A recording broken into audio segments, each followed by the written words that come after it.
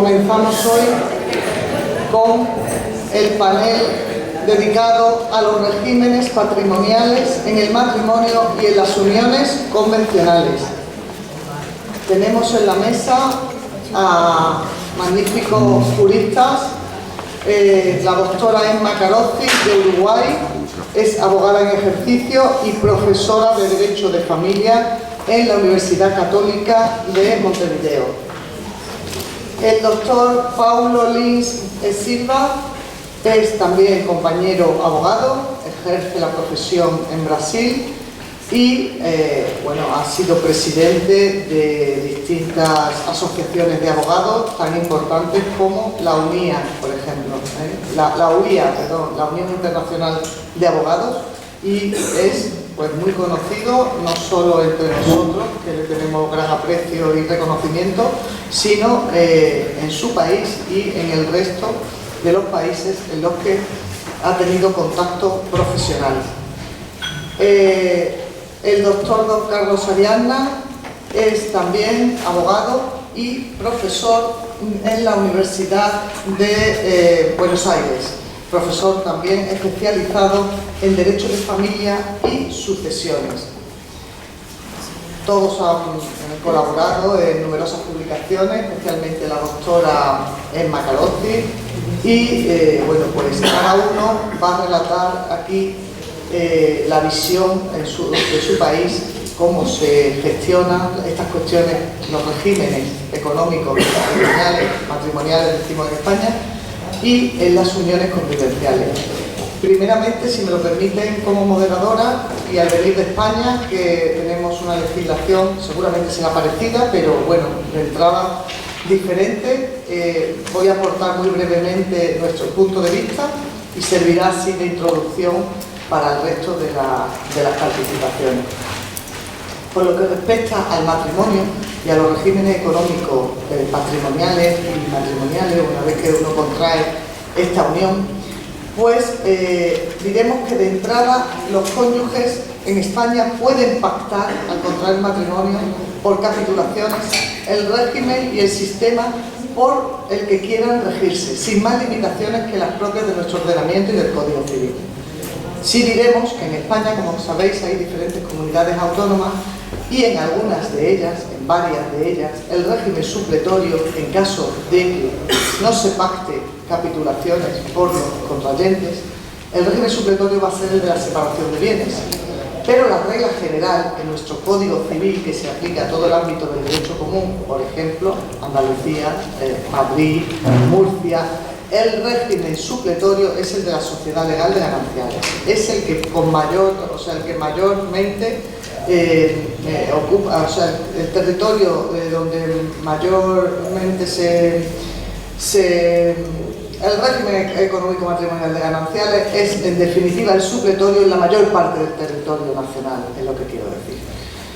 No quiere, no obstante, esto suponer que sea el que consideremos todos como preferente, sino que hay muchas voces y hay muchas peticiones de reforma en el sentido de que el supletorio debería de ser siempre el de la separación de bienes, para evitar problemas. Porque todavía en España nos seguimos encontrando con que muchas personas a las que vienen a asesorarse antes de contraer el matrimonio, siguen teniendo mucho reparo para pactar capitulaciones y señalar el régimen de la separación de bienes. Parece como que crea desconfianza entre los contrayentes el que uno de los dos diga yo quiero hacer separación de bienes. Sigue habiendo problemas en ese sentido, afortunadamente van desapareciendo y se va viendo muchas ventajas de los regímenes de separación de bienes porque son más fáciles, entre comillas también, ¿no?, a la hora de liquidar y a la hora de la disolución, pero bueno, nos seguimos encontrando con eso. Tenemos, por tanto, en España el régimen, digamos, en nuestro Código Civil tipificado, el régimen de la sociedad legal de gananciales, el de la separación de bienes, como os digo, que viene a ser el supletorio en comunidades como Cataluña, Baleares, País Vasco, y tenemos también el régimen de participación, que es un régimen bastante desconocido, que no se suele usar en la práctica y que, sin embargo, sería un régimen que si se aplicara más, podría dar muy buenos resultados, ¿no? Pues se parte del patrimonio inicial que se tiene al tiempo de contraer, del patrimonio final, al momento de la disolución se restaría y siempre que el resultado sea positivo en ambos, se va a compartir las ganancias del otro. El que haya tenido menor ingreso, menor beneficio al finalizar el matrimonio, pues compartirá la mitad de la diferencia que tenga con los ingresos que ha percibido el otro. Y además, si uno de ellos no ha percibido ningún ingreso de ningún tipo, también va a tener derecho a participar en la ganancia del otro. Es un régimen que, como os digo, no se sabe muy bien por qué, pero no ha sido aplicado en la práctica y, sin embargo, entendemos que podría ser bastante beneficioso y bastante claro a la hora de las liquidaciones, sobre todo porque entre tanto se rigen por el sistema de separación de bienes en todo lo básico, excepto en el momento de la disolución, que se haría de esta manera. Pero, como digo, hay también la libertad de pacto, la posibilidad de que cuando uno va a contraer, vaya al notario y decida cómo quiere que se vaya a regir su matrimonio a nivel económico en el momento a partir de que contraiga. Y eso sería, hay muchas voces en España, también uno de ellos es el profesor Zanaluki, que ha apuntado siempre, el doctor Zanaluki, que sería muy beneficioso que se exigiera al que va a contraer el determinar claramente qué régimen es el que quiere, que pacte un régimen o que diga a cuál quiere acogerse, para evitar después problemas de los supletorios, de decir, pues yo no sabía que en mi caso regía el de la separación de bienes o el de la sociedad de gananciales, y que sea uno consciente de dónde se mete cuando va a contraer matrimonio. Y por lo que respecta a las parejas de hecho, pues no sé lo que contarán los compañeros, pero desde luego en España ya de por sí las parejas de hecho crean muchos problemas y están los tribunales pues llenos de procedimientos que surgen a raíz de la ruptura de estas unidades de hecho.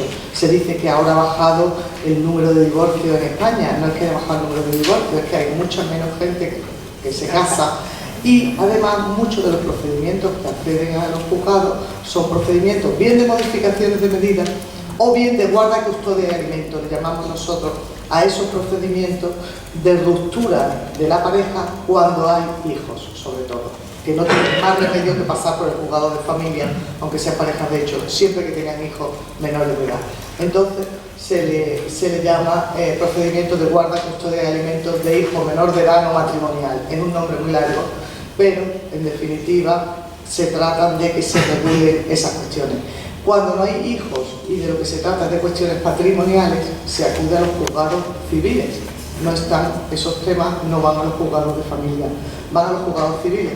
Y en lo que respecta a las cuestiones patrimoniales y a los regímenes económicos, bueno, pues diremos que de entrada no se acogen a ningún régimen económico, se estará a lo que pacten entre ellos o a lo que tácitamente hayan manifestado.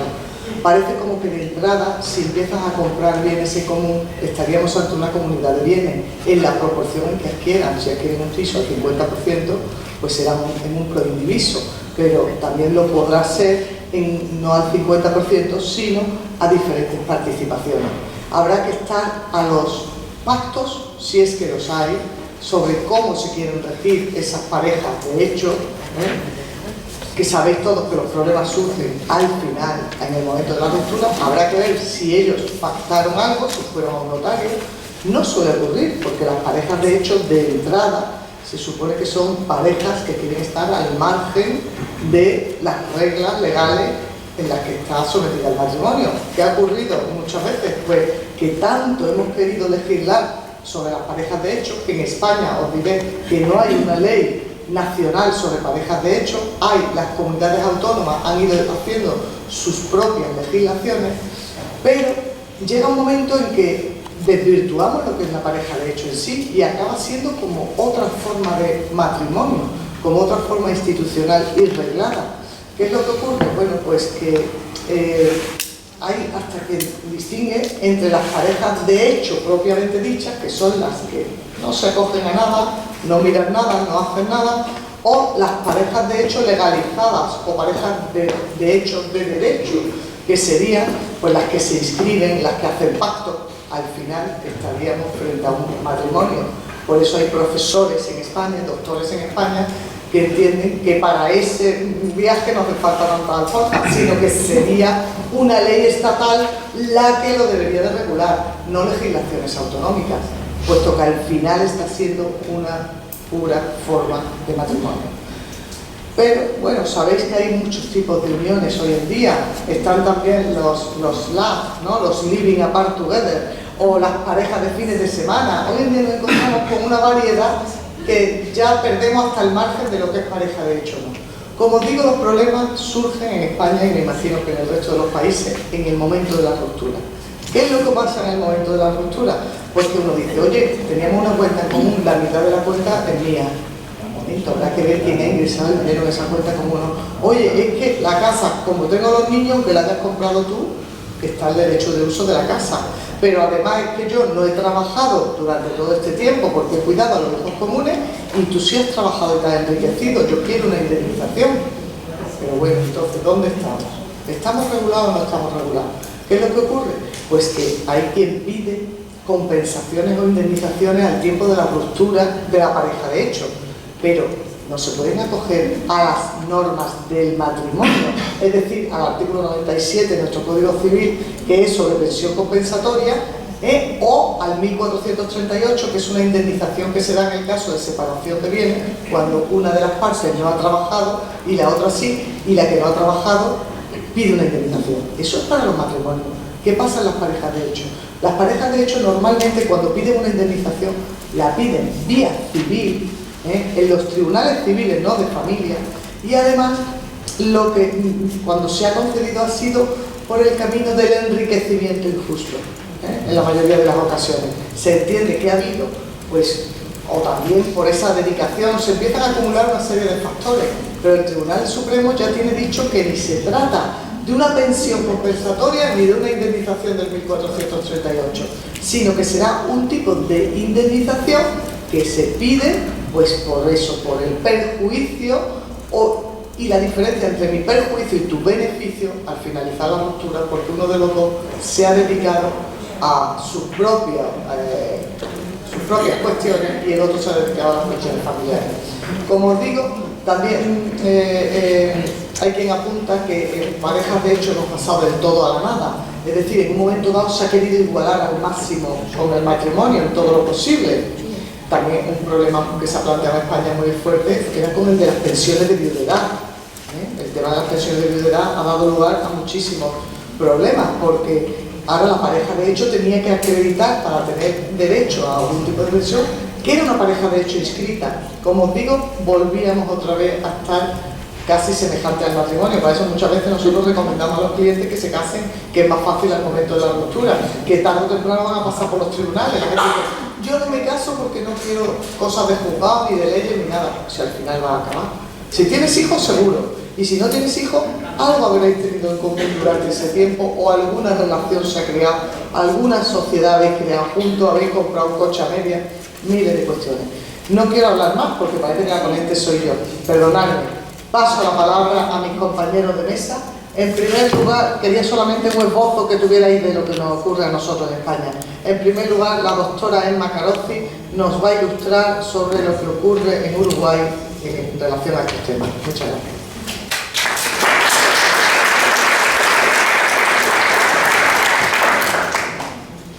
Bueno, buenos días. Mi exposición va a versar sobre relaciones patrimoniales, en principio, tanto matrimoniales como dentro de lo que es la unión concubinaria. Dado el público, esto es público nacional y extranjero, y además la lógica perfidia del tiempo que nos establece un determinado límite, lo que voy a hacer respecto al régimen matrimonial legal, que es algo muy claro, muy establecido, porque en definitiva ha tenido pocas variaciones, por lo menos sustantivas, desde el año 1946, desde la sanción de la Ley de Derechos Civiles de la Mujer, es dar solo un pantallazo, esto es, cuáles son los criterios básicos en los que se funda nuestro derecho, cómo se maneja esa situación en términos generales, y voy a entrar por un poco más de detalle en lo que refiere a la regulación que se ha dado a la ley de unión por medio de la ley de unión concubinaria, ley que entró en vigencia en enero del año 2008 y que vamos a ver cuáles fueron las características que tuvo. Personalmente entiendo que, excepto en algún área como ser seguridad social, derecho sucesorio, etc., ha generado más problemas de los que ha resuelto. En lo que refiere al régimen matrimonial legal, nuestro derecho históricamente, o sea, desde el Código de Tristán Narvaja, optó por un régimen supletorio. Quiere decir que, a diferencia de lo que sucedía con el derecho argentino, no se imponía el régimen matrimonial legal. Los futuros contrayentes podían pactar convenciones matrimoniales, capitulaciones matrimoniales, y esas capitulaciones, tal como dijo la ponente que me precedió, al igual que lo que es hoy en España, son libres. O sea, no es que se establezca, como en otros ordenamientos jurídicos, algunos regímenes por medio de los cuales se tiene que optar o por este o por aquel o por aquel, sino que cada futuro matrimonio podrá decir, bueno, nosotros queremos este régimen pero con estas características, o sea, libertad total, excepto aquellos principios que son de orden público. ¿Cuáles son esos principios de orden público? Bueno, la igual capacidad civil de los contrayentes, todo lo que tiene que ver, por ejemplo, con el ejercicio de la patria potestad de los futuros hijos, y otro elemento que también es de orden público, y además esto tiene mucha repercusión cuando el régimen matrimonial legal aplicable es extranjero. Se entiende que es un tema de orden público internacional. Es la facultad irrenunciable a solicitar en forma absolutamente libre, sin manifestación de causa, la separación judicial de bienes. Quiere decir que, si bien nuestro derecho faculta a los futuros contrayentes a otorgar capitulaciones, pero una vez contraído el matrimonio, ese régimen es inmutable, esta inmutabilidad en realidad, hay que aclarar muy bien, quiere decir exclusivamente que ese régimen optado no va a poder ser modificado por otra capitulación matrimonial. Pero si esa capitulación matrimonial estableció un régimen que no fuera el de separación convencional, sino uno diferente, por ejemplo, el legal con determinadas modificaciones en determinadas áreas, bueno, entonces esa inmutabilidad no es absoluta en forma alguna, porque podrá siempre recurrirse a la separación judicial de bienes. ¿Por qué les digo que este es un tema que tiene gran repercusión? Porque conforme al apéndice de nuestro Código Civil y en lo que rige respecto a Argentina, al Tratado del 40, al Tratado Internacional de Montevideo de 1940, el régimen matrimonial se rige por la ley del primer domicilio matrimonial.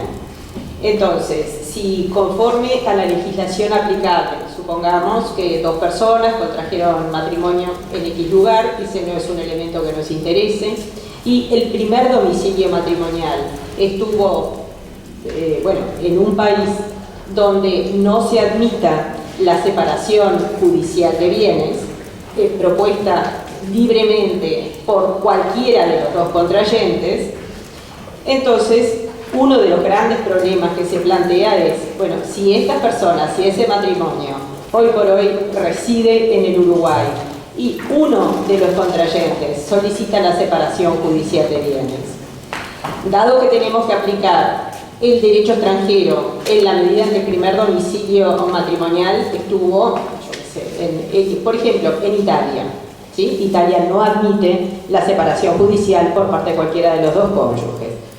Entonces, en ese caso, ¿vamos a impedir esa separación judicial?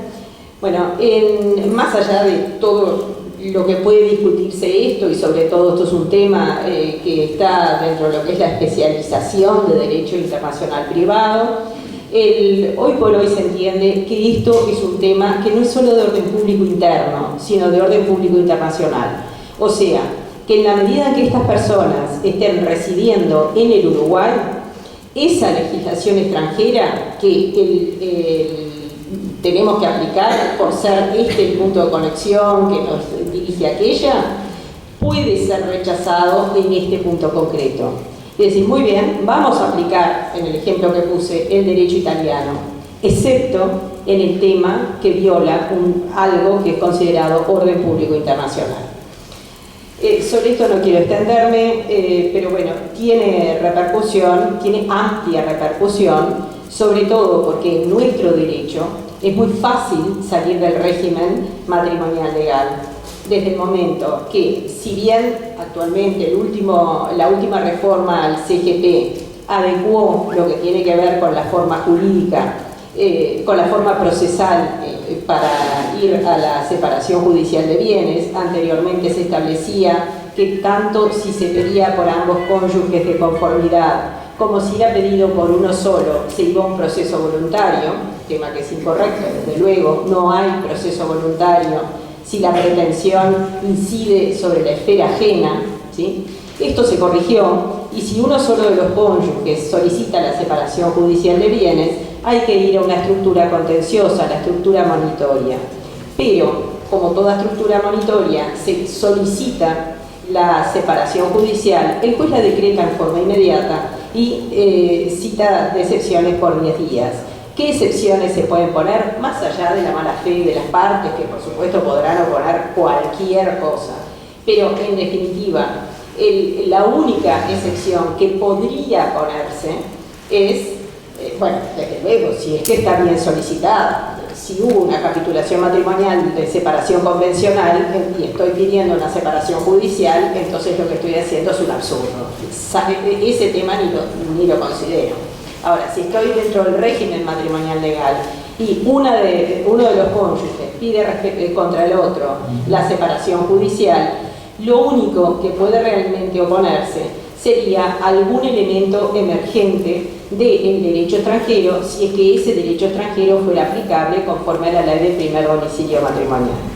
Y este punto es el que ha sido resuelto por una sentencia de la Suprema Corte y por lo que es hoy la posición mayoritaria de los internacionalistas, o sea, de los especialistas de derecho internacional privado, diciendo que si los cónyuges se domicilian en el país, ese impedimento de recurrir a la separación judicial de bienes puede ser rechazado por orden público internacional. Hay otra teoría que fue sostenida por el profesor Ronald Herbert, que entiende que no es un tema de orden público internacional, sino de ley de policía, o sea, ley que sí o sí debe ser inmediatamente aplicada a todo habitante de la República. Bueno, esto referido a las capitulaciones matrimoniales. Yendo al régimen matrimonial legal, que como dije es supletorio, tenemos un régimen que la mejor calificación ha sido dada por Baferreira. Dice, funciona como separación y se liquida como comunidad. Por eso la llamó de comunidad diferida.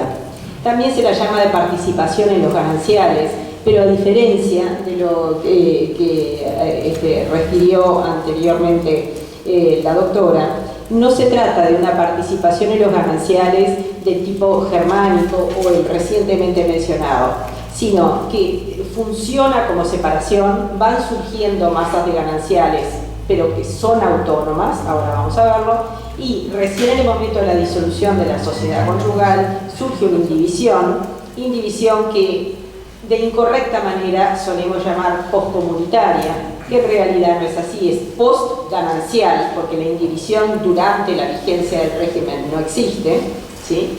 Entonces, esta indivisión queda afectada, este 100% de los gananciales que recién surge al disolverse la sociedad conyugal, queda afectado a satisfacer el pasivo del 100% de las deudas sucesorias.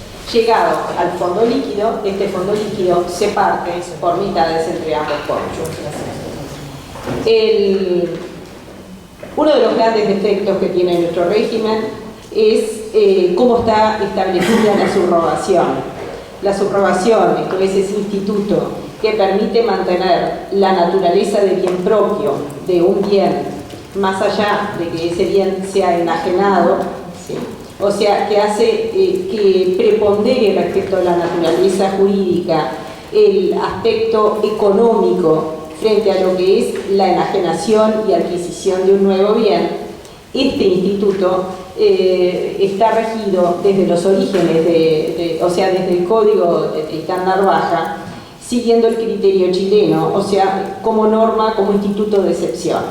Entonces, ¿qué es lo que pasa? La subrogación solo procede cuando se da alguna de las 4 categorías previstas por el Código, que es valores por bienes muebles o inmuebles, valores por bienes muebles, valores por bienes inmuebles, inmueble por inmueble por permuta o inmueble por venta y posterior compra de otro inmueble.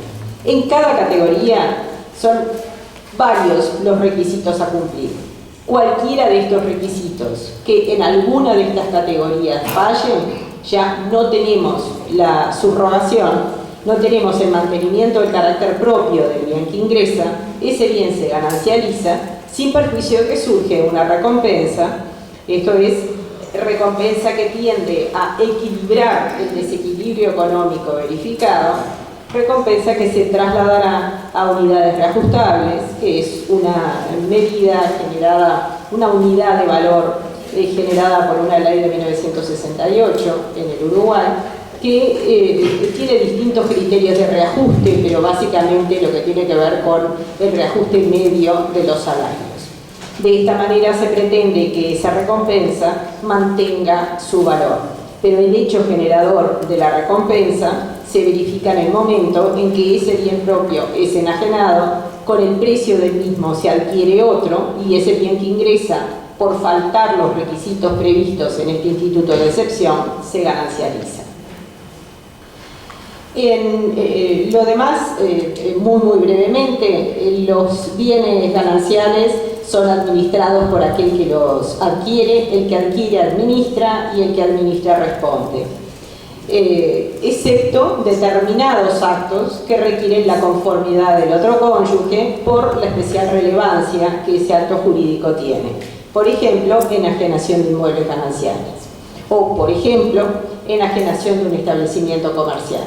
En lo que tiene que ver con estos actos que el legislador consideró de especial relevancia y por lo tanto exige la conformidad del otro cónyuge, hay un criterio que es muy desprolijo, si se quiere, porque desde el origen entre los protegidos están los inmuebles, protección que es amplia, tanto para la enajenación en sentido estricto, o sea, contrato seguido de modo que produce la transferencia de dominio, como también los gravámenes, constitución de derechos reales, negocio de garantía.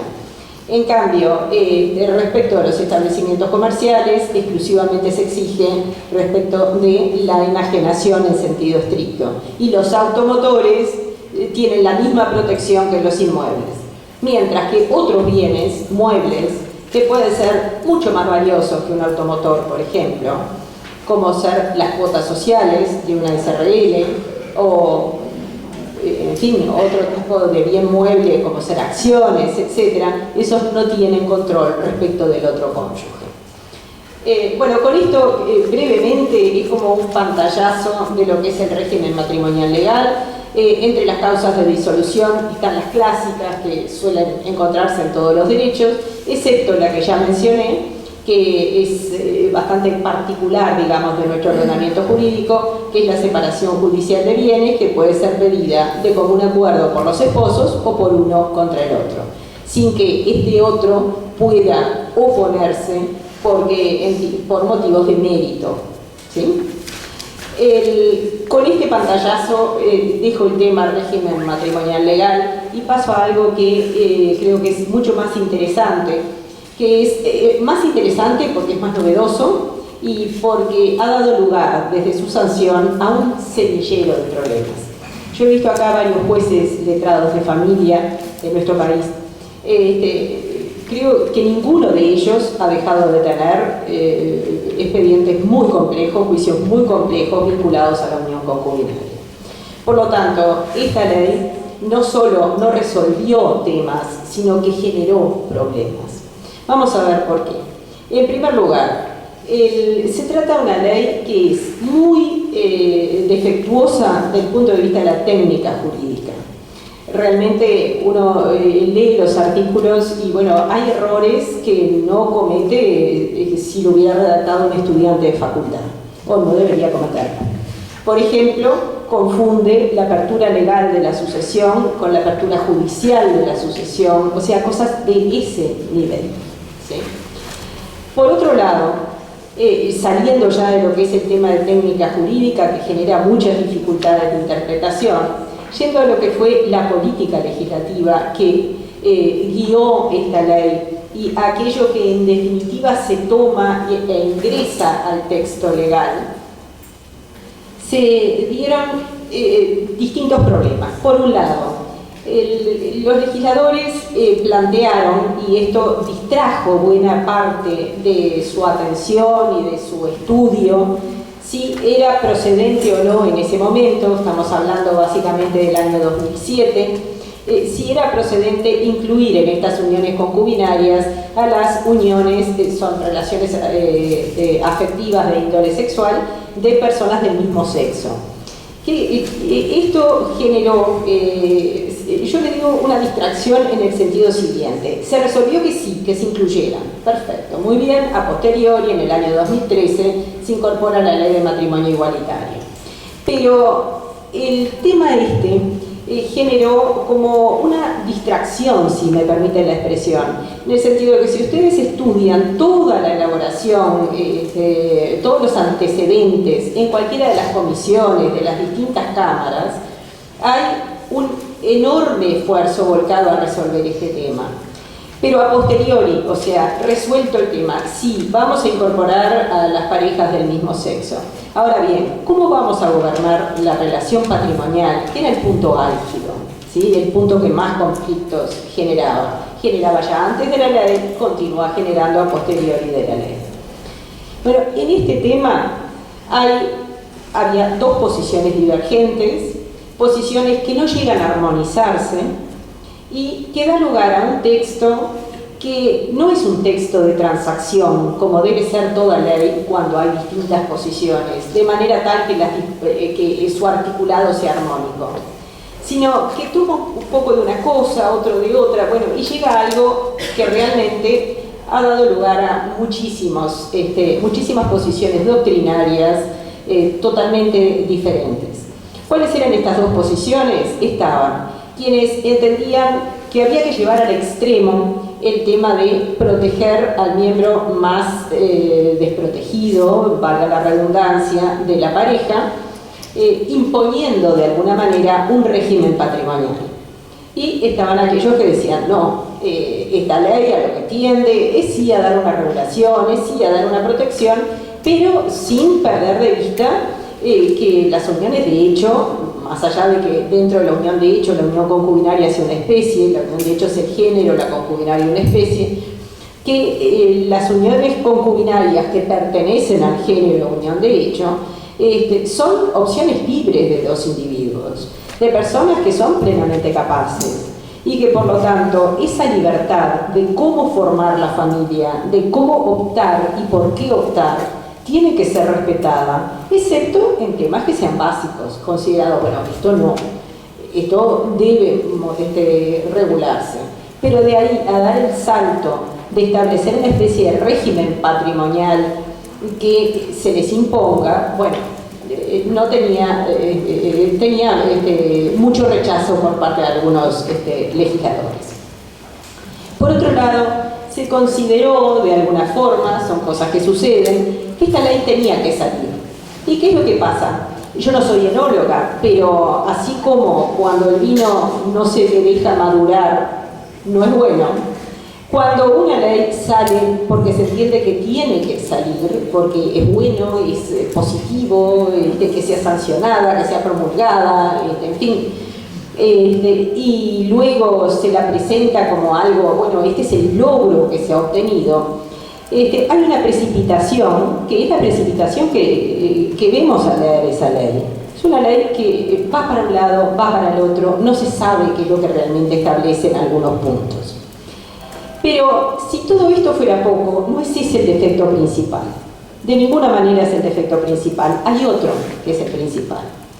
Y es el siguiente. De alguna manera, con una gran ingenuidad que reposa en toda una posición de algunos legisladores conforme a la cual en nuestro país divorciarse sería algo muy complejo, muy difícil.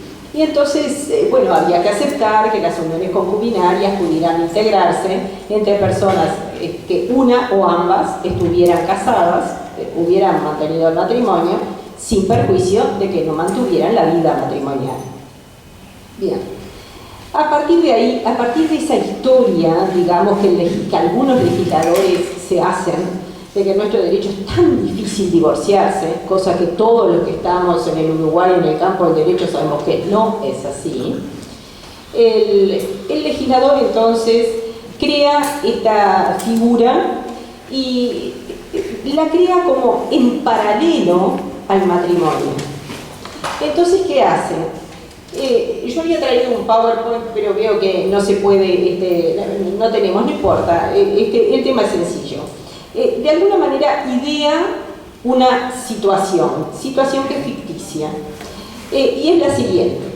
La ley iba a entrar en vigencia, entró en vigencia sobre fines de enero del año 2008, y entonces enorme cantidad de personas que integraban uniones concubinarias iban a presentarse al juzgado a reclamar el reconocimiento judicial.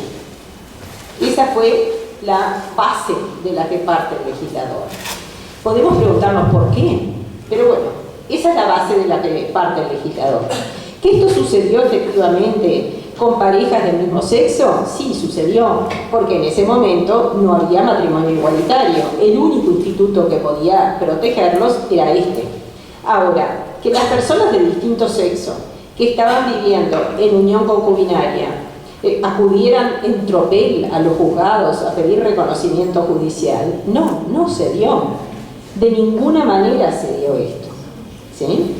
Quien había optado por no contraer matrimonio y por no tener un determinado régimen patrimonial, tampoco quería el reconocimiento. Otra ficción de la que parte, otra idea ingenua de la que parte el legislador. Bueno, si uno de los dos integrantes de la pareja quiere el reconocimiento y el otro no, entonces al que lo quiere le vamos a dar la posibilidad de que concurra al juzgado y lo pida. Bien, muy bien, en el papel parece muy lógico. Incluso lo pediría como voluntario, cosa que es un error. Solo si hay oposición surge el contencioso. Bueno, esos son temas procesales que no voy a analizar. Ahora, llevemos esto a la realidad. Todos nosotros somos personas adultas y, bueno, sabemos cómo funcionan las cosas. Imaginen ustedes una pareja que vive en unión concubinaria y que plantea, uno o el otro plantea, che, viste, salió la ley, qué sé yo, vamos a hacer el reconocimiento judicial. Y el otro le dice, de ninguna manera, yo no quiero incluirme en ese régimen patrimonial que en principio se dispara después del reconocimiento judicial.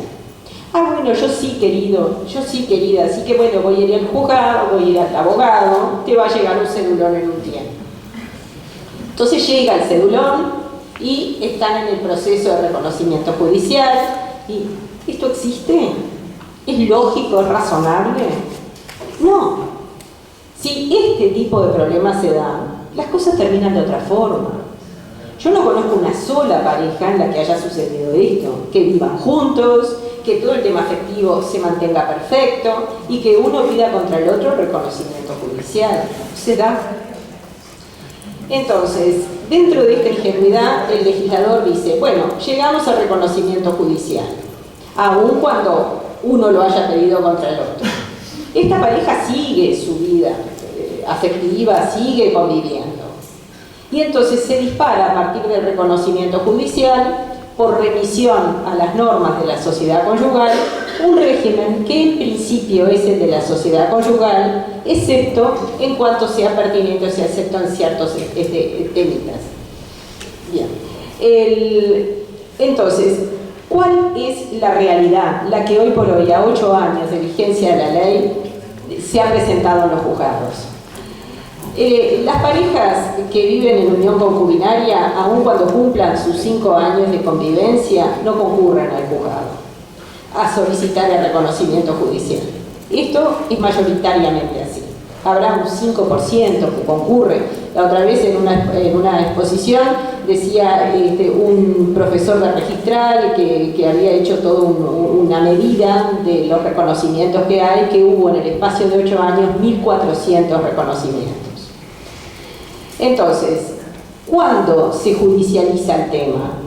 Cuando se separa la pareja sin reconocimiento judicial previo, o bien cuando muere uno de los integrantes de esa pareja. Si se separan, entonces se irá al juzgado, ¿sí? Bueno, o bien por el tema niños, que tiene su regulación autónoma, si es que esa pareja tuvo hijos, o por el tema de la disolución, artículo 9. Entonces, se disuelve esa unión concubinaria que nunca fue reconocida, que no tuvo reconocimiento previo. Hay una pésima redacción, pero en definitiva, ¿qué es lo que nos dice el legislador? Y además, aunque la ley lo dice muy ambiguamente, la lógica nos lo impone. En ese proceso vamos a tener primero que acreditar que la unión concubinaria se configuró. Punto 1, presupuesto necesario. Si acreditamos que se configuró, de hecho, sin reconocimiento, bueno, ahí diremos cuándo comenzó la convivencia, si hubo adquisición onerosa de bienes por parte de uno del otro, en este caso supongamos que es del demandado, y si hubo esfuerzo o caudal común en esa adquisición de bienes que hizo el demandado o la demandada y no hay participación de la actora o del actor. En ese caso, entonces, se establecerá cuáles son los derechos que este actor o actora tiene respecto de ese demandado por haber aportado esfuerzo o caudal común en la adquisición onerosa de bienes efectuada a título de uno solo de los concubinos. En definitiva, si esto no es algo así como un enriquecimiento sin causa ayudado, bueno, estamos muy cerca.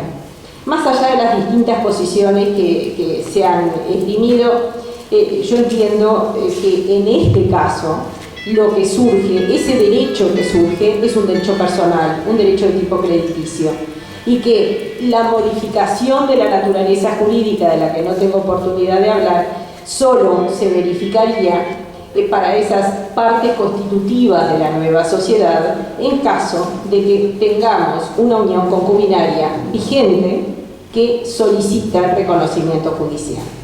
Bueno, es todo un pantallazo muy elemental, pero bueno, el tiempo nos limita. Gracias.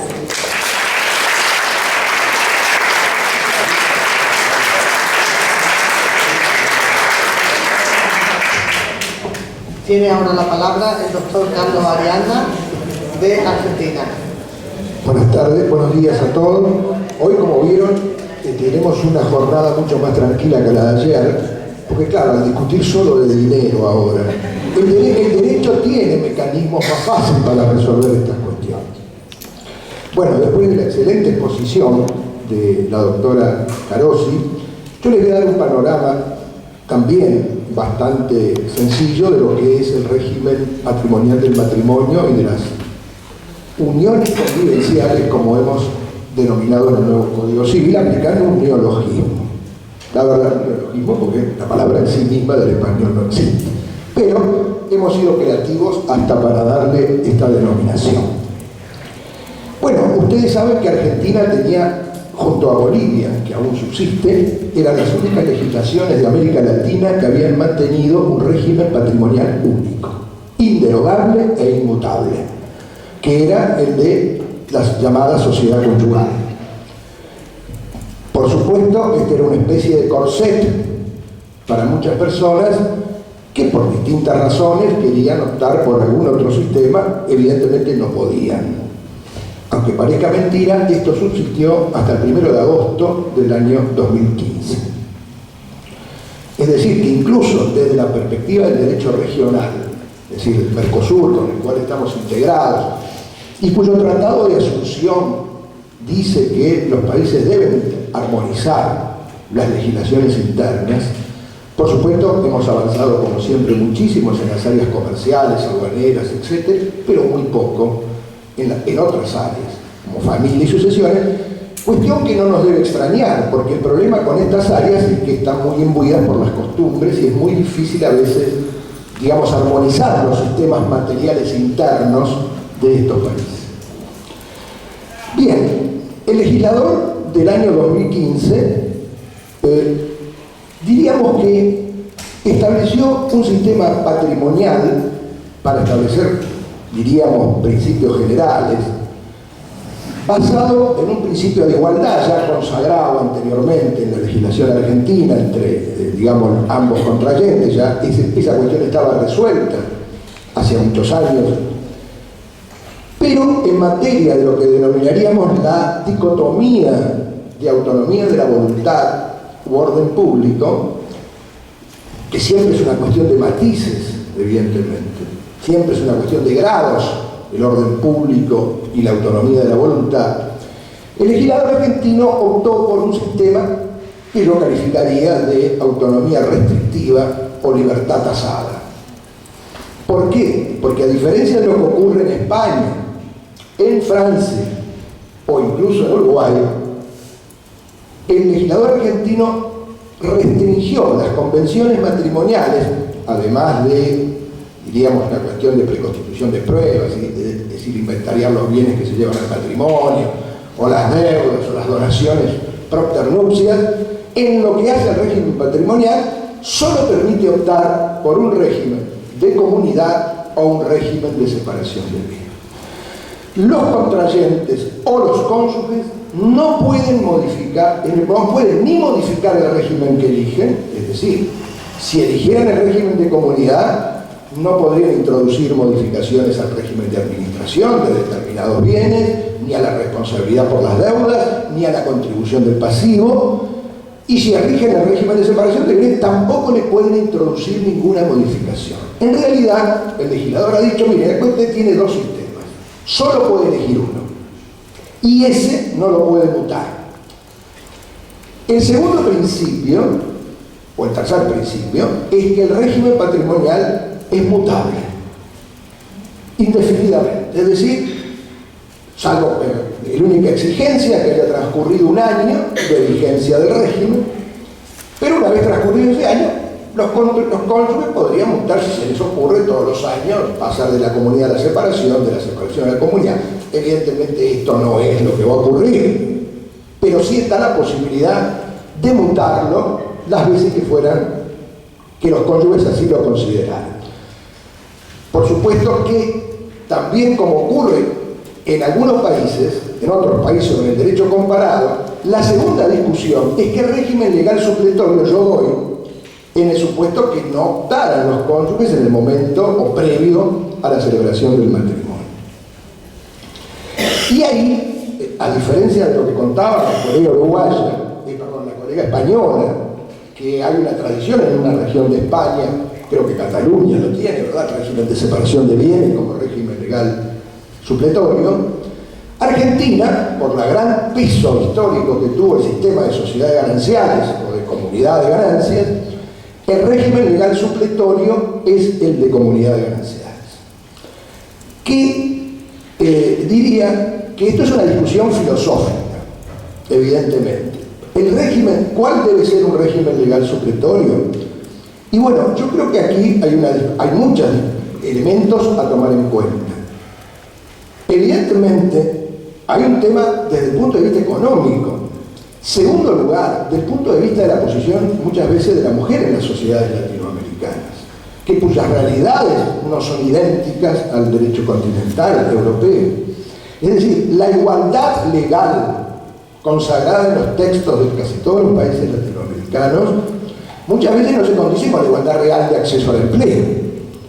Entonces, muchas veces los regímenes de separación de bienes desde la perspectiva de género pueden producir un desequilibrio o una injusticia en el momento de la liquidación.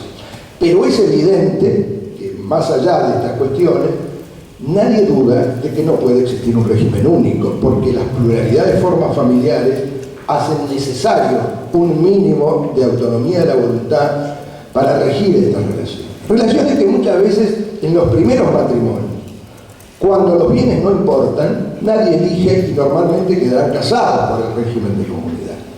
Pero muchas veces, luego de un divorcio, de un conflicto, probablemente la gente elija con mayor asiduidad un régimen que le dé mayor independencia patrimonial.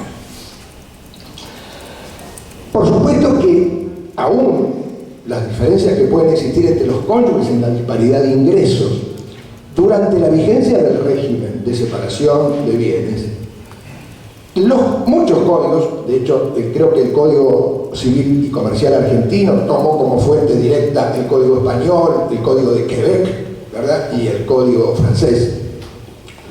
Ha introducido, igual que el Código español, un conjunto de disposiciones comunes a ambos regímenes, llamado en España régimen primario por algunos autores. Son disposiciones comunes a ambos regímenes, donde hay una serie de protección, ¿verdad? Cualquiera sea el régimen al que estén sometidos los cónyuges, fundamentalmente con respecto a la protección de la vivienda, de la responsabilidad por las deudas y de la contribución a los gastos familiares. Es decir, que esto va a ser un núcleo de derecho duro que no van a poder alterarse aún en el régimen de separación de bienes. El problema con la separación de bienes podrá estar a la liquidación para alguno de los cónyuges cuyos ingresos nunca fueron importantes o nunca adquirió bienes. Desde la perspectiva de los dos regímenes que tiene el Código Civil argentino, no voy a hablar del régimen de separación de bienes porque es muy sencillo, ha sido tomado de la legislación española y de la legislación francesa, que es un régimen que es simple, podrá ser injusto en algunos motivos, pero la verdad que desde el punto de vista de la administración de los bienes, al no haber masa común, por supuesto el funcionamiento es mucho más sencillo. Con relación al otro régimen que recoge la legislación argentina, que llama, a mí con mayor propiedad, régimen de comunidad, porque antiguamente el Código Civil argentino lo denominaba sociedad conyugal e incluso remitía, en ausencia de normas específicas o lagunas en el área, a las normas de la sociedad civil, supletoriamente, lo que daba indudablemente un matiz societario al régimen, a este régimen de sociedades gananciales. Lo cierto es que luego de que, diríamos, imaginemos que el Código de Vélez, la mujer era una incapaz relativa de hecho, por lo cual había unidad de administración en cabeza del marido, unidad de responsabilidad, podía haber un matiz. Pero la verdad es que con la igualdad de la mujer y las sucesivas reformas, llamar a esto algún tipo de sociedad que no había, porque no tenía personalidad jurídica, no había ni deuda de la comunidad, perdón, de la sociedad, ni bienes de la sociedad, porque los bienes eran del cónyuge que lo adquirió y las deudas del que la contrajo, más allá del sistema de responsabilidad solidaria por algún tipo de deuda que tiene que ver con los gastos del hogar. Decir que un régimen es de comunidad no nos dice mucho, y les voy a decir por qué, porque la verdad es que algún autor ha dicho una vez que clasificar los regímenes patrimoniales es una tarea inútil y a veces arbitraria. ¿Por qué razón? Porque el problema en el derecho comparado, si uno analiza los sistemas de comunidad, de los regímenes, de los sistemas de derecho comparado, advierte que hay diversos sistemas de comunidad. La comunidad tiene una idea central, que es que va a existir una masa común que de ordinario se dividirá por mitades según los criterios mayoritarios de la legislación. Pero a partir de ahí, son infinitas las diferencias que puede exhibir un régimen de comunidad. Porque un régimen de comunidad puede ser universal, puede ser parcial, puede ser de muebles y ganancias, o exclusivamente de ganancias. Ya desde la composición de la masa que integra esa comunidad hay muchas diferencias. Pero la otra gran diferencia es el sistema de gestión de la comunidad. Porque no es lo mismo un sistema de comunidad con gestión conjunta y un sistema de comunidad de gestión separada. El Código Civil Comercial argentino, igual que el Código Civil, porque eso, la esencia no fue modificada, tiene el mismo sistema que el derecho uruguayo. El nuestro, como decía la doctora, es una comunidad diferida a la liquidación. Porque, por supuesto que hay matices que de control del cónyuge no titular, pero los bienes gananciales no son de la comunidad, son del cónyuge que lo adquirió o de ambos cónyuges y ambos lo adquirieron y se regirán por las reglas del condominio. Ocurre que a la disolución del régimen, recién ahí se va a actualizar el derecho del otro cónyuge a la mitad de los bienes gananciales. Por supuesto que durante el régimen, la vigencia del régimen, va a haber elementos de control de la gestión patrimonial del otro cónyuge. ¿Y cómo se establece esta gestión? Bueno, porque va a haber determinados actos, quizás los más importantes desde el punto de vista de los bienes, que va a requerir la conformidad o asentimiento del otro cónyuge. Asentimiento que no implica cotitularidad, él no está consintiendo la venta que hace el otro. Está dando conformidad a un acto, es decir, un acto sujeto a una conditio iuris, que es que el otro preste el consentimiento, el asentimiento. Si no lo presta, el juez podrá suplirlo mediante la venia judicial supletoria. Y de modo idéntico a la gestión separada, el principio en materia de responsabilidad por deudas también es separada. Cada cónyuge va a responder por sus propias deudas, con excepción de las deudas que tienen que ver con los gastos ordinarios del hogar, la educación de los hijos, y en ese caso la responsabilidad es solidaria, con lo cual cualquiera sea el cónyuge que haya contraído la deuda, el acreedor podrá ir contra el contratante o el no contratante y contra todo el patrimonio, porque además esta responsabilidad está fijada en el capítulo de disposiciones comunes, con lo cual va a abarcar tanto el matrimonio casado por el régimen de separación de bienes como cuanto el que se casó o que esté vigente el régimen de comunidad.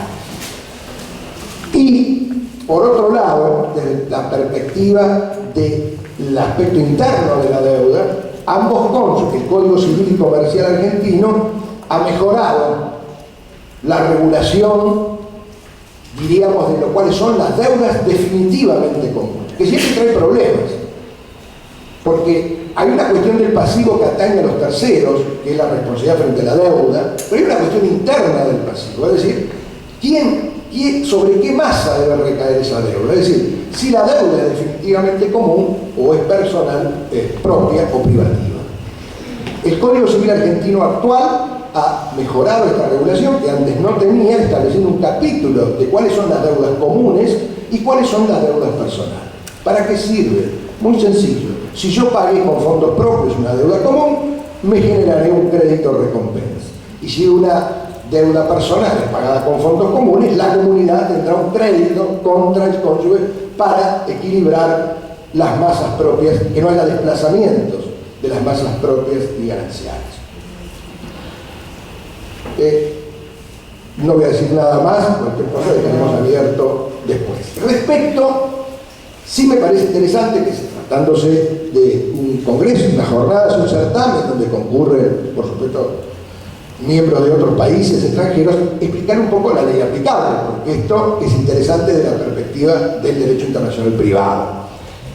Siguiendo la tradición del Tratado de Montevideo de 1940, claro, sigue el Código Civil Comercial argentino, recoge el mismo principio del Tratado de Montevideo, pero claro, como ahora el régimen patrimonial argentino permite la mutabilidad, entonces distingue si la convención es prematrimonial o ha sido celebrada durante el matrimonio. Como se permite cambiar el régimen, la regulación de la ley aplicable también cambia.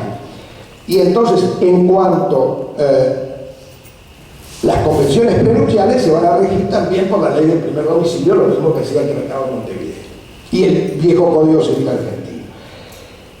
Y las realizadas con posterioridad al matrimonio se rigen por el derecho del domicilio conyugal al momento de la celebración de la convención.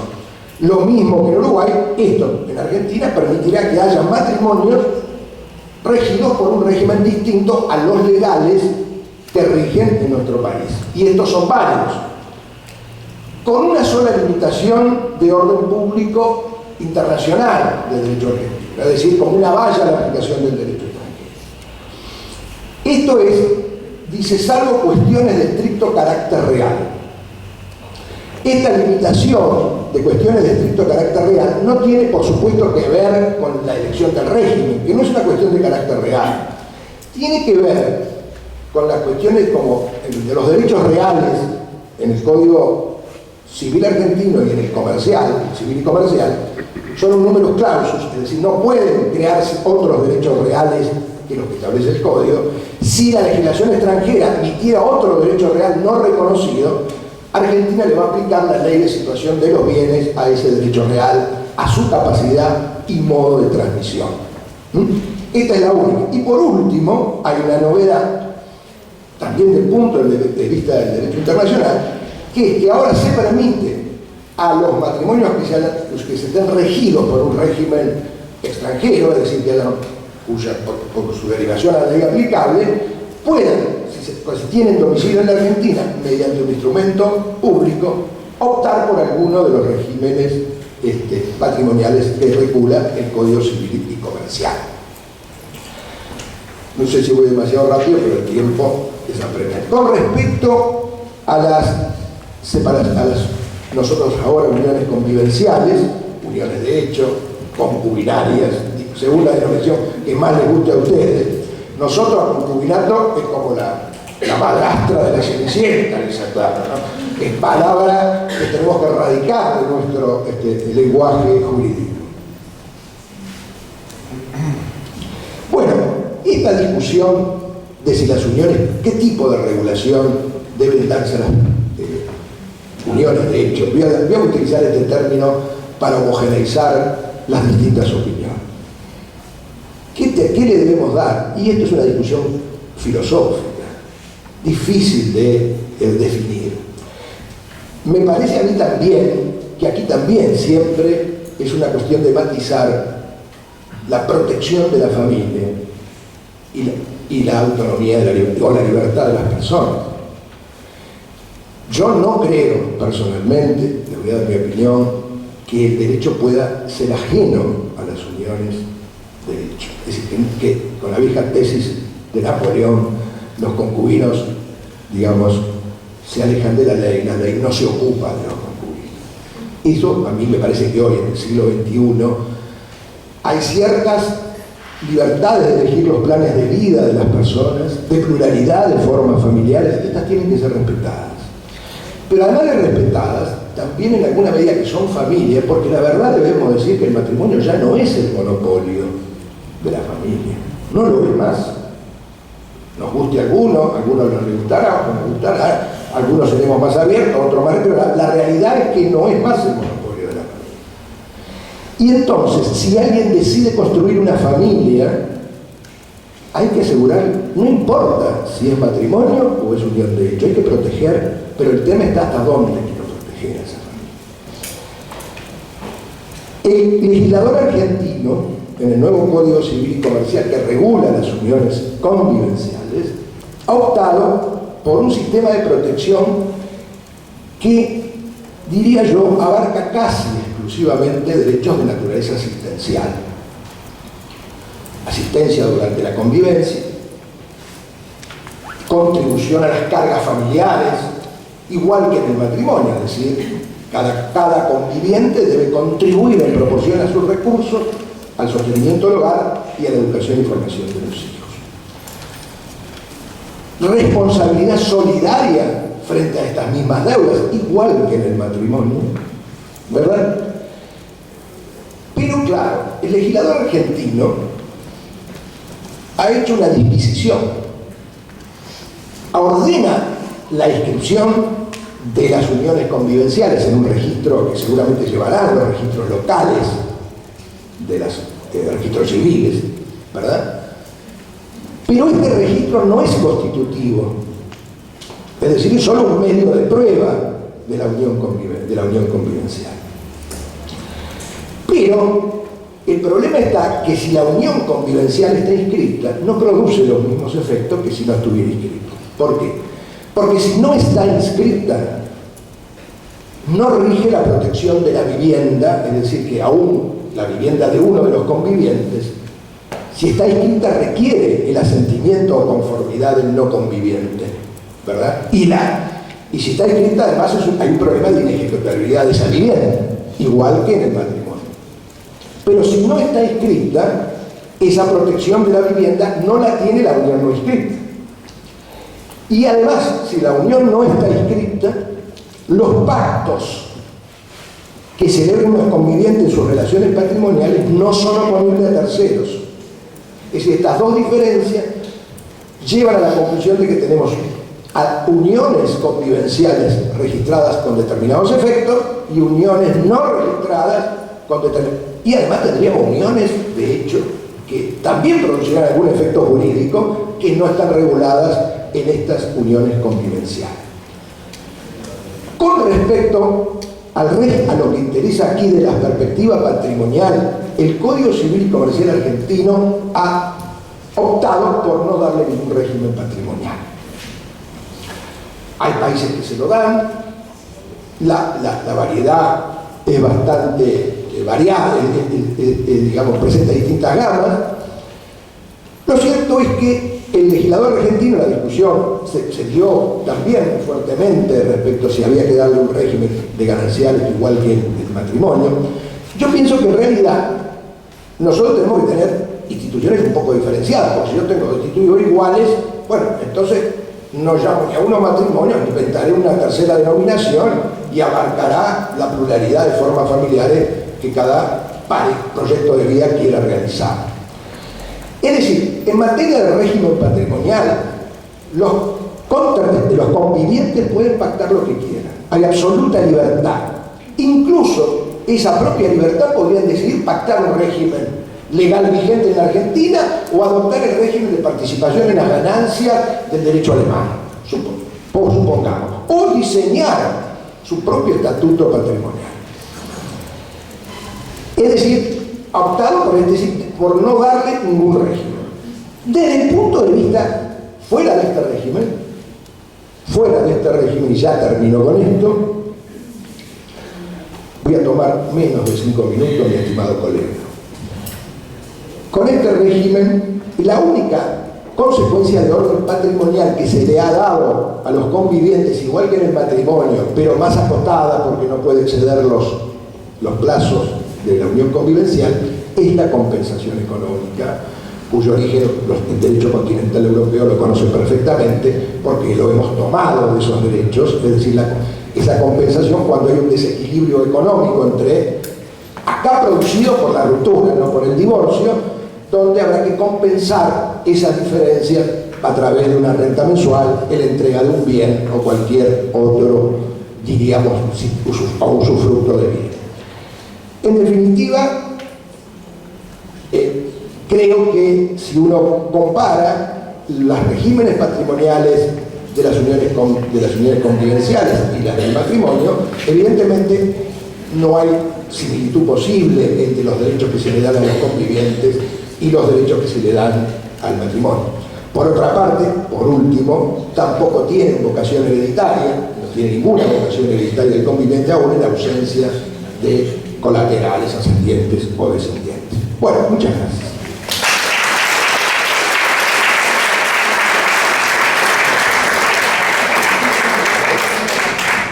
Pasamos ya al último ponente de esta mesa, el doctor Paulo Lins Silva, de Brasil. Tiene la palabra.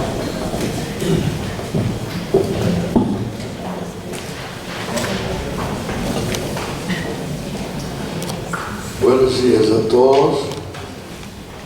Como excepción aquí, yo voy a hablar en el idioma que tenemos en común en el continente latinoamericano.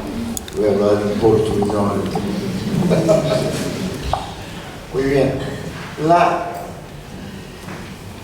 Este tema es muy interesante y que se debate mucho en diversos congresos, no solamente acá en Sudamérica, pero en todo el mundo, los regímenes de bienes patrimoniales. Y sobre este punto es interesante contar un poco, que me gustó mucho contar, sobre la historia del matrimonio.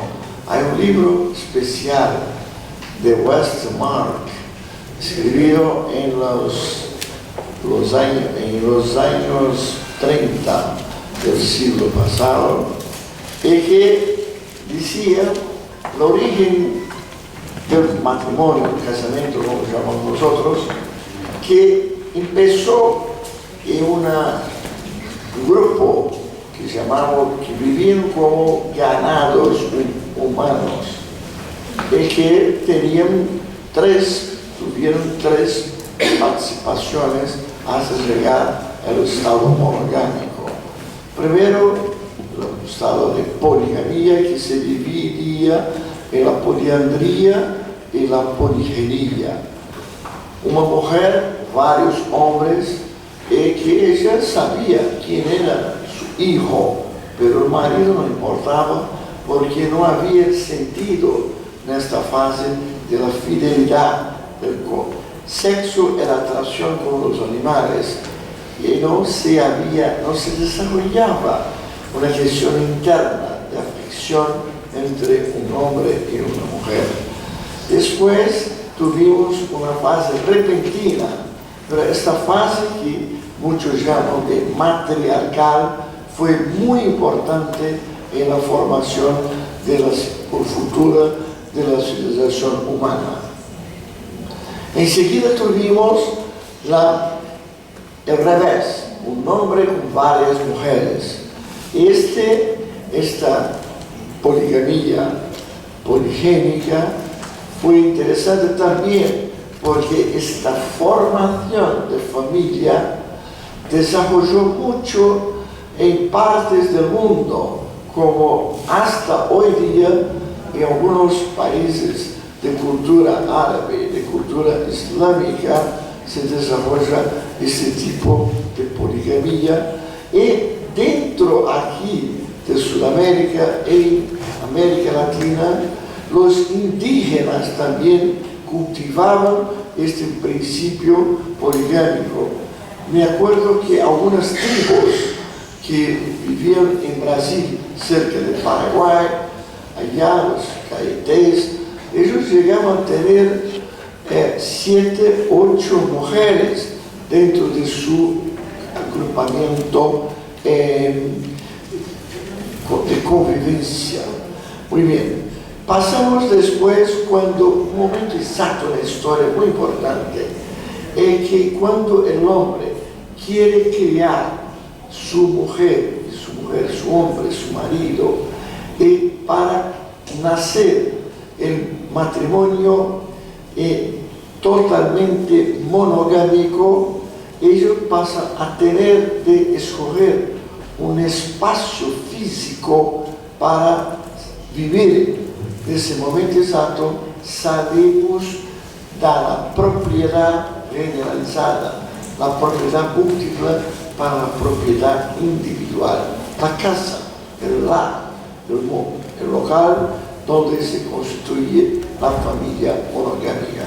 En este punto vino las importancias también del Dios uno, las importantes religiones que fueron a crecer, propiedad, identificación única, monogamia, identificación, pero necesitamos nosotros también de algo para arreglar, para regulamentar estos puntos. Fue exacto momento que el humano, que el hombre crean la figura del Estado. O sea, familia necesita de la propiedad, pasa a necesitar del Estado.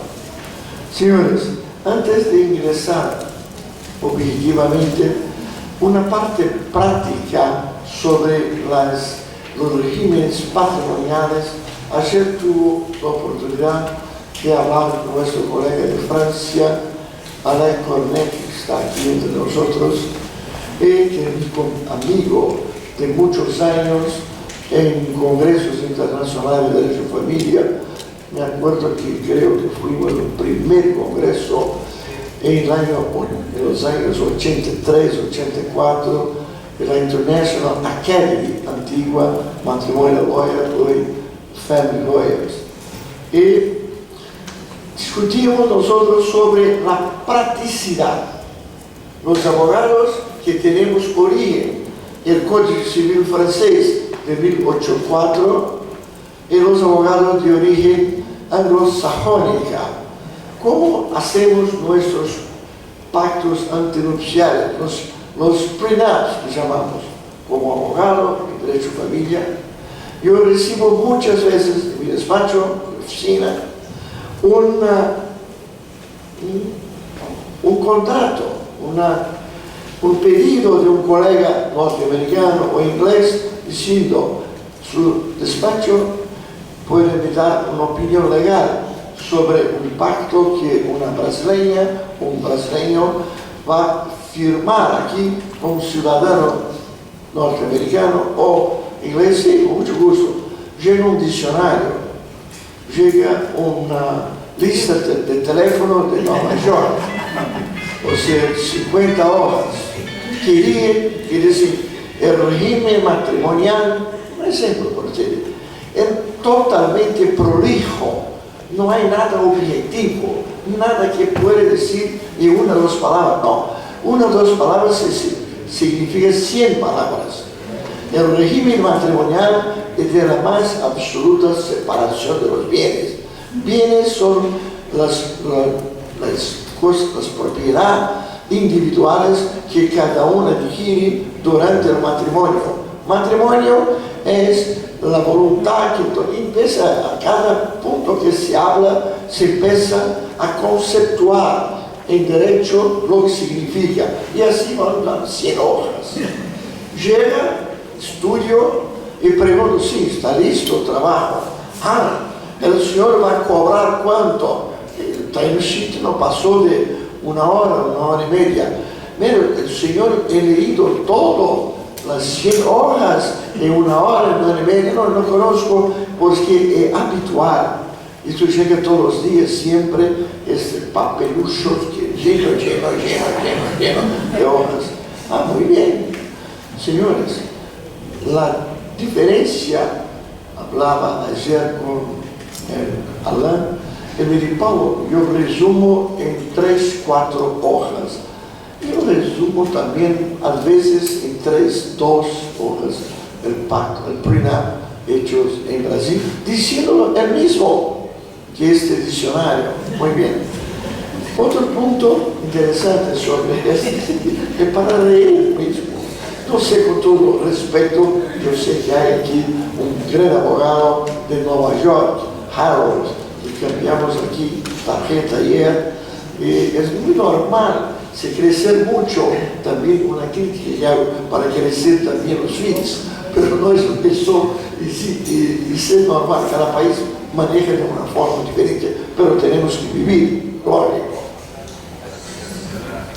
Señores, en 1976, mi tesis en maestría fue el régimen de bienes en las sociedades convivenciales, que llamaban en esta época sociedad de hecho,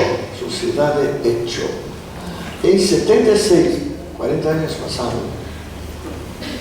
yo estaba en Costa Rica, participé de un congreso de derecho de familia junto allá con Busnelli, el profesor Berlinguer, los profesores italianos, y con otros profesores de derecho de familia de Costa Rica, Elizabeth Odio y otros más. Estudiamos mucho esta materia en Costa Rica y la impresión que recibí hablando sobre esta tesis era que deberíamos poner el natural. Empezó la vida en común, se divide los patrimonios comunes entre ellos. Así fue más o menos un resumen de lo que escribí en 76 y practiqué después en 77 haciendo mi examen para la maestría. En mi país tenemos allá 4 regímenes de bienes, 4 en los matrimoniales, pero en la práctica solo hacíamos 3, porque el cuarto existe pero no se hace. La comunicación es reservada de los bienes gananciales es tan complicado se hacer y mucho más complicado para se disolver. Para disolver tenemos que llamar a un experto en contabilidad, un ingeniero, un arquitecto, una contabilidad, todo, porque es muy difícil hacer eso, entonces no usamos. Entonces, los tres básicos son el régimen legal. ¿Qué significa el régimen legal? El régimen legal significa que no haciendo pacto notarial se casa por el régimen de la comunión parcial de bienes. Todos los bienes anteriores al matrimonio, todos heredados y todos de origen de donaciones son exclusivos del titular. No hay comunicación.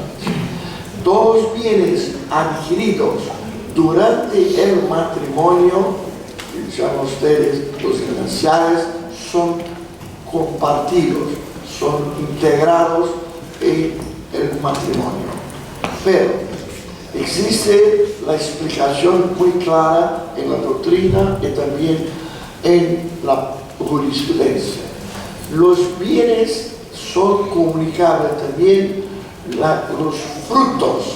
Si yo tengo un inmueble que tengo una renta mensual de $1000, este inmueble mensualmente me trae este interés de $1000 y se comunican los $1000 a la economía matrimonial. El bien no, los frutos sí. La misma cosa con las acciones de sociedad en la bolsa de valores. Los mismos problemas en investimientos, que hay personas que tienen un fondo de capital de 1, 2, 3, 10 millones de dólares que tiene su renta anual. Esa renta anual se comunica en régimen de la comunión parcial de bienes, que es el régimen nuestro legal. Tenemos el régimen de matrimonio, que es de la separación de bienes. Separación de bienes. ¿Qué significa el régimen de la separación de bienes? Son todos los bienes que tienes antes del matrimonio, después del matrimonio, no importa cuándo, son individuales de cada uno. Es muy importante hablar sobre eso. Son individuales, no se comunican. Pero en Brasil, después de nuestro Código Civil, que es del 2002, un Código Civil que es un desastre total, a punto tal que nosotros, expertos en derecho de familia, que tenemos hoy día en nuestra institución máxima, que se llama Instituto Brasileño de Derecho de Familia, que Adriana Hartmann, que está con nosotros aquí, mi colega de Brasil, y es director internacional conmigo, compartimos esta directoría. Sabemos que hoy día el IBDFAM, que es la agremiación, estudió para hacernos un nuevo código, como es un código de familia, como hay en Bolivia, en Costa Rica, en El Salvador, en Honduras, en Cuba, el código de familia. Este código de familia sería sacado del Código Civil para tener su autonomía. Y vamos a tratar también en este código de las familias homoafectivas. Esto estamos intentando legislar en Brasil. Pero hablamos hoy día del régimen de bienes acá. Señores, el régimen de la separación de bienes establece la expresión separación de bienes. Dije en el artículo 1639, es lícito a los cónyuges antes del matrimonio celebrado estipular en cuanto a sus bienes lo que mejor parezca. Es un principio de autonomía de la voluntad.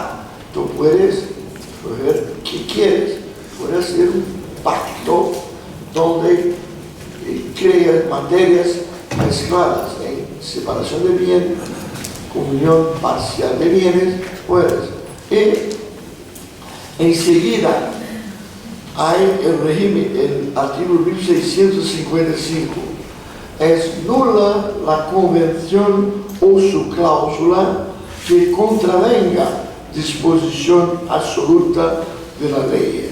Mira, señoras, colegas, esto es el código, es la ley, el Código Civil, al derecho a familia, que dice también en 1829 lo siguiente: la sucesión legal se refiere en el siguiente orden: a los descendientes en concurrencia con el cónyuge sobreviviente, a menos que éste fuera casado con el fallecido, el régimen de la comunidad universal, que voy a hablar enseguida, o de la separación obligatoria, voy a hablar enseguida. Por tanto, los que se casan por la separación de bienes son herederos entre ellos en competencia con los herederos necesarios, o sea, los descendientes y los ascendientes después. Señores, yo quiero me casar por el régimen de la separación más absoluta de bienes. Yo no soy obligado por una deficiencia legislativa, por un conflicto de leyes, a transformar mi mujer o yo me ser transformado en heredero uno de otro. No, yo no quiero, pero la legislación brasileña no me permite. ¿Cómo voy a hacer? Hoy día los abogados que practican derecho de familia están creando. Nosotros en la realidad somos siempre creadores, estamos inventando, creando, descubriendo, porque ese derecho es más bonito de todos los derechos, con todo el respeto de toda la humanidad que tenemos, es el derecho de familia, porque cada minuto, cada instante, cada segundo se nace un derecho nuevo, un derecho de familia. Y por ese motivo hoy día, cuando vamos a hacer por cuestión notarial, redigir un pacto, por lo que ponemos el siguiente: con los cónyuges deciden que por el principio de la autonomía de la voluntad, no quieren que uno sea heredero del otro. Yo pongo en las relaciones de mi trabajo siempre eso. Es un punto muy interesante, la autonomía de la voluntad. Ustedes todos saben bien que somos ricos acá en Sudamérica en nombres de grandes juristas que tuvimos en el pasado. Argentina nos legó Cosio, nos legó Carlos Octavio Bunge. Cosio en la teoría ecológica, cuando decía que el poder, el derecho que tenemos nosotros de crear nuestros propios derechos, el ego personal, esto siguiendo los principios que enseñamos, que tuvimos también en principios del siglo XX. Pero Cosio creó esa autonomía. Entonces, esa autonomía es un principio legal de derecho que hay en todos los derechos positivos de todo el mundo. Sí, porque la ley me permite escoger, decir lo que quiero. Entonces no puedo decir lo que quiero. La ley permite, dije, expreso. Yo puedo hacer lo que mejor les parezca, dice la ley, pero no puedo sacar a mi mujer de ser mi heredera porque estoy escogiendo el régimen de la separación de bienes, el conflicto que tenemos nosotros allá. El otro régimen de bienes que tenemos también es, pero me olvidé una cosa importante de decir en Uruguay. Nosotros podemos olvidar que Uruguay tiene un legado de derecho procesual civil con la figura de Couture, que es Couture, que tiene toda su cultura, todos sus trabajos que desarrollamos siempre en todo el mundo. Couture aquí y Canelucci en Italia son personas de grande importancia para nosotros. Pero vamos, el régimen de comunión universal, el régimen que todos los bienes antes, durante y después son comunicables.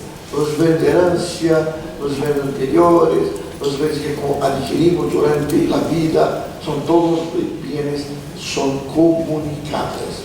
En ese régimen los cónyuges no son herederos, son, llamamos, meeiros, no sé si la expresión es correcta en español, meeiros, o sea, somos condominiales cuando dividimos 50%, 50%. En Brasil decimos meeiros, o sea, medio, doble, meeiro. Meeiros condóminos, muy bien. Son, ese caso no se ve. Después tenemos el régimen obligatorio de bienes que se adapta al régimen de separación de bienes. El régimen obligatorio son para las personas arriba de 70 años, pueden casar por el régimen obligatorio de bienes. Los también que tienen impedimentos. Por ejemplo, yo tengo en mi vida profesional una joven con 20 y pico años que tiene problema de autismo. Tuvo su interdicción decretada judicial, pero es una chica que tiene sus problemas, pero 60% de su actividad mental es buena. No concluyó un curso universitario, pero tiene toda libertad. Esa chica lo pedí a un juez que podría ser matrimonial a una persona que quería con ella casar. Estaban enamorados los dos. El juez me concedió, sabiendo los dos de ese problema de deficiencia que tenía por toda su vida. Fue muy interesante este punto. Señores, nosotros en los regímenes de las uniones convivenciales, nuestra Constitución en Brasil, el artículo 226, dice claramente que el Estado protege el matrimonio, tiene protección del Estado. Muy bien, el mismo artículo, en el parágrafo siguiente, dice que las uniones, en portugués llamamos estáveis, uniones estáveis, las uniones convivenciales estables, en portugués estáveis.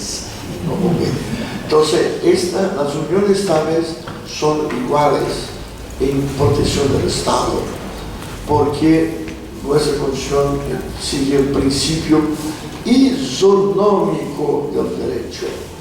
Ahora, si la unión convivencial tiene el mismo derecho que las uniones matrimoniales, que tiene su protección por el Estado, los regímenes de bienes son iguales. Pero este loco de Código Civil que tenemos en vigor desde 2002, que fue nuevo, porque teníamos un código de 1916, muy bueno, pero muy machista, muy patriarcal, pero necesitamos solamente cambiar algunas cositas para dar mejor adaptación. Ustedes conocen el nuevo Código Civil en Francia, o ellos mantiene el Código 1084, preciosidad, el Código Napoleón mantiene, no hay Código Civil en Francia, no hay Código Civil en Alemania, que se mantiene el BGB de 1900. Así debería proseguir siempre con códigos actualizados, partiendo de un principio anterior estable, que es así, mejora. No cambiar constitución siempre, no cambiar legislaciones básicas siempre. Un punto que algo como, que entiendo como abogado, entiendo como profesor de Derecho. Entonces, señores, nosotros tuvimos en el Código Civil una expresa discriminación en los problemas sucesorios entre los cónyuges y los convivientes. Tuvimos eso expreso en el Código Civil. Recién, no tiene un mes, la Corte Suprema de mi país decidió que los regímenes de bienes entre los convivenciales y los matrimonios son iguales. No solamente los regímenes, con los aspectos sucesorios. Otro punto también que preguntaría a ustedes, ¿y hay alguna discriminación, alguna diferencia entre los convivenciales heterogéneos y los convivenciales homogéneos? No.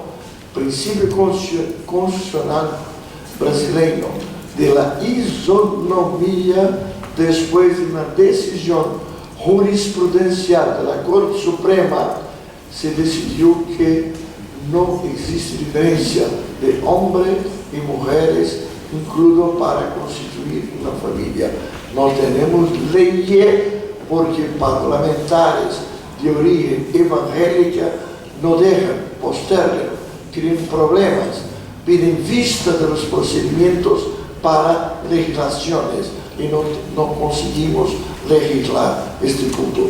Pero la Corte Suprema en jurisprudencia permite que todos los magistrados de primer grado, cuando magistrados de paz y magistrados también de primer grado, hacen los casamientos, los matrimonios de nosotros no hablamos más homosexuales, es muy pejorativo. El IBDFAN sacó afuera la expresión que usamos, homoafección, homoafectivos.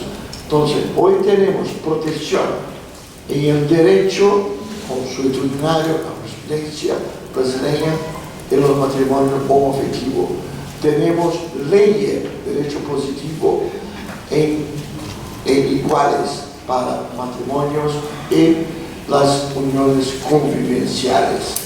No voy más me extender, yo creo que en pocas palabras puedo dividir, puedo concentrar para ustedes cómo se marcha el derecho brasileño. Quiero agradecer a ustedes la paciencia que han tenido de escuchar por unos ratos. Soy un poco más tarde para hablar sobre todo ustedes y parabenizar a los colegas de Uruguay y a nuestro presidente y por esta organización del segundo congreso de nuestra academia que está creciendo y creciendo cada día más. Muchas gracias.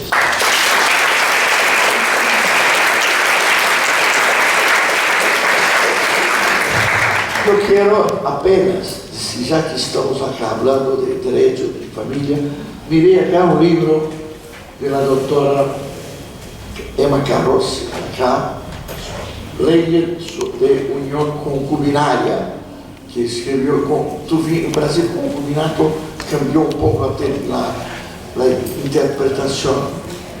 Es un libro que me encanta mucho la expresión concubinato. Hay un libro muy bueno argentino de Eduardo Zanoni sobre el concubinato. Y aprovechando el gancho de esto, por la Amazon, ustedes pueden también obtener recién libro que lancé en Brasil, que es acá, sobre casamiento antes, durante y después. Es un libro de experiencia de vida de un abogado que se dedica exclusivamente al derecho de familia hace 55 años. Está en Amazon, por si quieren. Eso lo puedo regalar todo, sobre el resto.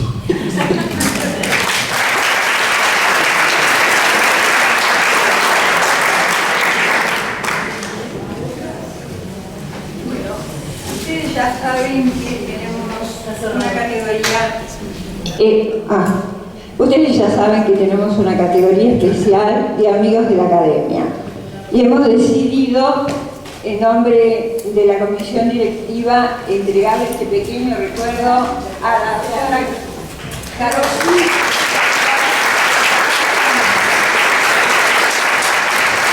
Tiene una terrible mala intención, como ustedes saben también, la queremos como miembro.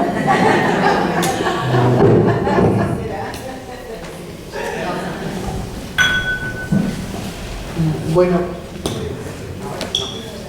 muchas gracias a los componentes de la mesa, también a la academia que ha traído a estos ponentes tan estupendos y que nos han enriquecido poniéndonos de manifiesto cómo se siguen estos regímenes matrimoniales, le llamamos nosotros económicos patrimoniales de los matrimonios, de las uniones. De hecho, creo que ha sido muy interesante la visión que nos han dado cada uno de ellos. Vamos atrasados, pero al menos, por ejemplo, 3 preguntas se podrían, si os parece, permitir, si es que las hay, por supuesto. Entonces se abriría el turno de debate. ¿Hay alguien que quiera hacer alguna pregunta? Daniela. En Argentina, Uruguay y Brasil, ¿quién es el juez competente para conocer de la liquidación de los gananciales? ¿Que es el mismo juez de familia que conoce, por ejemplo,